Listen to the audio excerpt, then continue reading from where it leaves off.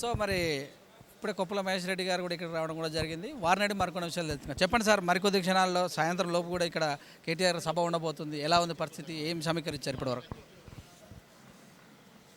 ఈరోజు మరి క్యాండిడేట్ ప్రచారంతో పాటు కేటీఆర్ గారు రోడ్ షో ఉన్నది.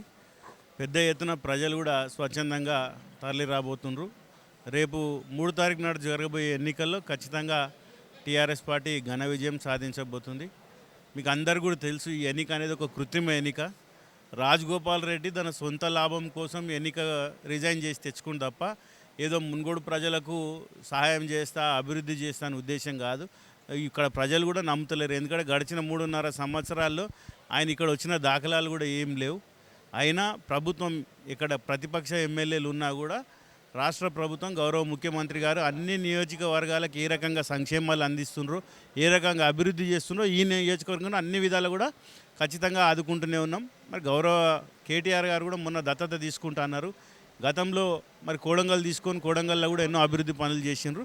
అట్లనే ఎందుకంటే ఇక్కడ మునుగోడులో కూడా మరి ఎందుకంటే రాజగోపాల్ రెడ్డి పనిచేస్తలేడు అనేది అందరికీ తెలిసిందే. కాబట్టి ఎన్నికలు వచ్చినప్పుడు తప్పకుండా మరి అందరం కూడా వచ్చి ఇక్కడ పనిచేస్తాం, తప్పేం లేదు. రాజకీయాలు ఉన్నప్పుడు ఇక్కడ డబ్బు ప్రభావం గురించి కూడా మీరు మాట్లాడుతున్నారు.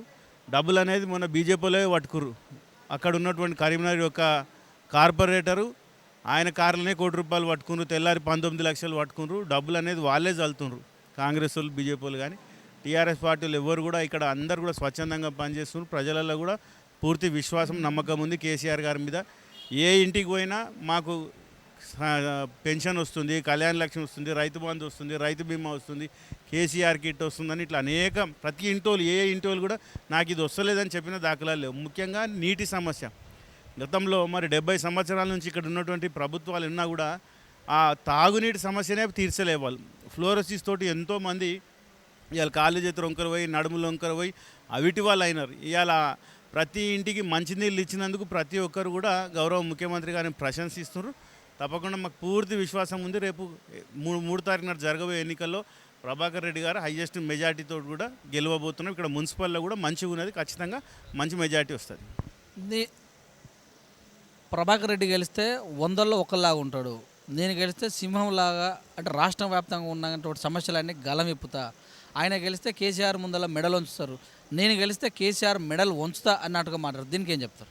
గతంలో కూడా ఆయన మరి 3.5 సంవత్సరాలు కాంగ్రెస్ పార్టీ ఎమ్మెల్యేనే ఉన్నాడు కదా. మరి ఆయన ఏం అభివృద్ధి చేసిండు, ఏం మెడల్ వంచి ఏం తీసుకొచ్చిండు మునుగోడుకు? గడిచిన 3.5 సంవత్సరాలు చేయనట్టు అభివృద్ధి ఈ 1 సంవత్సరంలో చేస్తాడనే దాని మీద ఎవరికి నమ్మకం ఉన్నది? ప్రజలే చూస్తారు. రేపు పొద్దుగాల సంవత్సరమే ఉన్నది ఇంకా ఎన్నికల్లో, అది అవసరం లేదు. ఇది కూడా ఎన్నిక ఏదో బై ఎలక్షన్ ఏదో సంఘటన జరిగి రాలేదు. ఆయన సొంత లాభం కోసం తెచ్చుకుండు. ఆయనకు ఒక 20,000 కాంట్రాక్ట్ వచ్చింది. కాంట్రాక్టు కేంద్ర ప్రభుత్వం త్రూ తెచ్చుకున్నందుకే వాళ్ళు రిజైన్ చేయమన్నారు. ఆ పార్టీలకు పిలుచుకున్నారు కాబట్టి ఆ కాంట్రాక్ట్ కోసం బీజేపీ పార్టీలకు పోయిండు, రిజైన్ చేస్తూ కేంద్ర ప్రభుత్వం ఇవాళ కనుసన్నలోనే నడుస్తుంది. ఎలక్షన్ కమిషన్ కానీ ఇవాళ గుర్తులు కానీ ఇవన్నీ కూడా వాళ్ళే చేస్తున్నారు. త్వరలో బుద్ధి చెప్తారు ప్రజలందరూ కూడా. 2018లో సింగిల్గా వచ్చినటువంటి తెలంగాణ రాష్ట్ర సమితి మరి ఎందుకు 2022లో సిపిఎంలో కలుపుకుంది? సగం భయం అక్కడే చుట్టుకుంది కదా అంటారు. దీన్ని ఏం చెప్తారు? ఇక్కడ కొంచెం సిపిఎం పార్టీ యొక్క ప్రాధాన్యత ఉంది. గడిచిన ఎన్నికల్లో కూడా సిపిఐ ఇక్కడ 4 సార్లు దాదాపు ఇక్కడ ఎమ్మెల్యేగా ఎన్నుకోవడం జరిగింది. అప్పుడు ఉన్నటువంటి పార్టీలకు టీడీపీ తోటి కానీ కాంగ్రెస్ తోటి పొత్తున్నారు. కాబట్టి ఈసారి సిపిఎం వాళ్ళు కూడా ఏంటంటే లక్ష్యం ఏంటంటే రాజగోపాల్ రెడ్డి 3.5 సంవత్సరాలు ఇక్కడ ఎమ్మెల్యే ఉండి ఏం చేయలేదు, వాళ్ళు ఎలక్షన్ అప్పుడే వస్తారు తప్ప ఏం రారు, వాళ్ళను ఓడగొట్టాలనే ఉద్దేశంతో సిపిఎం కానీ వాళ్ళు టీఆర్ఎస్ పార్టీతో జతగట్టి వాళ్ళకు కూడా ఒకటే లక్ష్యం, రాజగోపాల్ రెడ్డిని ఓడగొట్టాలి. ఆ ఉద్దేశంతో వాళ్ళు కలిసినారు. సో ఇప్పటివరకు కూడా ఉప ఎన్నికలలో సీఎంలు చాలా తక్కువ పాల్గొన్నారు. సో మరి ఈ ఉప ఎన్నిక అంత తీసుకుంటారు అంటే రెఫరెండంగా తీసుకుంటారా అన్నట్టు కూడా సవాల్ వేస్తారు. ఏం చెప్తారు? ఏ ఎన్నికలైనా ప్రతి ఒక్క పార్టీకి ప్రతిష్టాత్మకమే ఉంటుంది. ఒకటే ఎన్నిక కాదు, ప్రతి ఎన్నిక కూడా వార్డు మెంబర్ నుంచి అయినా ఏ ఎన్నికలైనా కూడా అందరు కూడా ప్రతిష్టాత్మకమే తీసుకుంటాం, తప్పేం లేదు కదా. ఏ ఎన్నికలు నిలబడ్డా గెలవాలనే ఆలోచన ప్రతి పార్టీకి ఉంటుంది. ఖచ్చితంగా ఇవాళ టీఆర్ఎస్ పార్టీ మీరు 2014లో చూస్తే 63 సీట్లు వచ్చినాం, 2018లో 88 గెలిచి మళ్ళీ ఇతర పార్టీ వాళ్ళు కూడా వాళ్ళ నియోజకవర్గాల అభివృద్ధి కోసం ఇవాళ 104 మంది అయినరు, 103 మంది అయినరు. బీజేపీకి 1 ఉండే 3 సీట్లు అయినాయి, కాంగ్రెస్కు 18 ఉండి 19 ఉండే వాళ్ళు ఇవాళ 5 సీట్లకు పరిమితం అయిపోయారు. కాబట్టి ప్రతి ఎన్నికలు కూడా మేము ప్రతిష్టాత్మకంగా తీసుకుని తప్పకుండా గెలిపించుకునే ప్రయత్నం చేస్తాం ఖచ్చితంగా. గతంలో ఎంపీ కూడా టీఆర్ఎస్ ఉన్నాడు, ఎమ్మెల్యే టీఆర్ఎస్ ఉన్నాడు, సీఎం కూడా టీఆర్ఎస్ ఉన్నారు. అంటే 2014 నుంచి 2018 వరకు మరి అన్ని వాళ్ళే ఉంటే మరి డెవలప్మెంట్ జరగలుగా నిజంగా మరి వాళ్ళే వచ్చి 2018 అంటే 2022లో అసలు మునుగోడు డెవలప్మెంటే కాలేదని అంటారు. దీన్ని ఎలా చూడాలంటారు? అభివృద్ధి ఎందుకు జరగలేదండి? మీరు చూస్తలేరా? ఇప్పుడు ఈ నియోజకవర్గానికి ఏమైనా సంక్షేమాలు ఆపినామా? ఇక్కడ ప్రతిపక్ష ఎమ్మెల్యే ఉన్నాడని ఏం ఆపలేదు కదా. అన్ని సంక్షేమాలు వస్తున్నాయి. రాష్ట్రంలో ఉన్నటువంటి 119 నియోజకవర్గాలలో ఏ సంక్షేమాలు వస్తున్నాయో కాంగ్రెస్ ఎమ్మెల్యేలు ఉన్నా, ఏ ప్రతిపక్ష ఎమ్మెల్యేలు ఉన్నా సంక్షేమాలలో ఎక్కడ కూడా కోత లేదు, ఎవరికి ఏం వివక్ష లేదు. అన్నీ కూడా ఖచ్చితంగా అందుతున్నాయి అందరికీ. ఆ రాజీనామాతోటే సంచలనం వచ్చింది. అంటే నేను గతంలో తెలంగాణ ఉద్యమంలో కూడా 2009 ఎలక్షన్ జరిగితే 2010 ఉప ఎన్నికలు జరగలేదా? ఆ స్ట్రాటజీ భారతీయ జనతా పార్టీ కూడా వాడుతుంది. అతలకుతలం అయ్యే పరిస్థితి ఉంది. టీఆర్ఎస్ నుంచి బీఆర్ఎస్ ఏమో కానీ వీఆర్ఎస్ కూడా తీసుకుంటారు అంటారుగా. ప్రజలు చూస్తారండి కొన్ని రోజులలో. ఏమి ఇబ్బంది ఏం లేదు. మేము ఇవాళ 103 సీట్లలో ఉన్నాం. వాళ్ళు మమ్మల్ని ఏం చేయగలుగుతారు? వాళ్ళకి 3 సీట్లు ఉన్నాయి. ఈ ఒక్క సీటుతో ఏం ఫరక్ కూడా 100% ఈ సీట్ కూడా మేమే గెలుస్తాం. దాంతో ఏం జరిగేది ఏం లేదు. రాబోయే ఎన్నికల్లో కూడా మీరు కూడా నిన్న సర్వేలలో ఏ సర్వేలు చూసినా కూడా ప్రతిపక్ష పార్టీల సర్వేలలో కూడా టీఆర్ఎస్ ముందుంది అనేదే వాళ్ళు కూడా చెప్తుండ్రు. తప్పకుండా 10 రోజులు ఆగండి, 10 రోజుల్లో మీకు మొత్తం రిజల్ట్ వస్తుంది. సో ఎంఐఎం లాంటి మతతత్వ పార్టీని పక్కన పెట్టుకొని బీజేపీ పార్టీని మతతత్వ పార్టీ అని చెప్పడం పైన అంతర్యమైంది. ఎంఐఎం పార్టీ మతతత్వ పార్టీ, బీజేపీ మతతత్వ పార్టీ అని చెప్పి వాళ్ళు మొత్తం ఏడవైనా ఇదే చేస్తున్నారు. మీరు అందరు కూడా చూస్తున్నారు.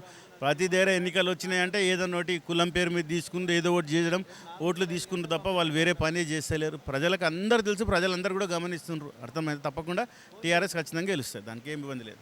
మోటార్లకు మీటర్లు పెట్టినటువంటి తప్పుడు సమాచారాన్ని టీఆర్ఎస్ ప్రచారం చేసి ఓటర్లలో భయభ్రాంతులకు గురి చేస్తుందని అంటారు. నిజమేనా ఇది? ఇప్పుడు ఏపీలో మోటార్లు పెట్టలేదా? ఓపీలో మీటర్లు పెట్టలేదు కదా. ఇక్కడ కూడా కేంద్ర ప్రభుత్వం మీటర్లు పెట్టండి, పెట్టకపోతే మీకు ఇచ్చే ఎఫ్ఆర్బిఎంలో వాళ్ళకి 5% కోత కూడా ఇది. దాని నుంచి మాకు ఇప్పటికే 30,000 కోట్లు ప్రతి నెల 5,000 కోట్లు, ఇప్పటికో 30,000 కోట్లు మీకు ఇయ్యమని కూడా వాళ్ళు బహిరంగంగా చెప్తున్నారు.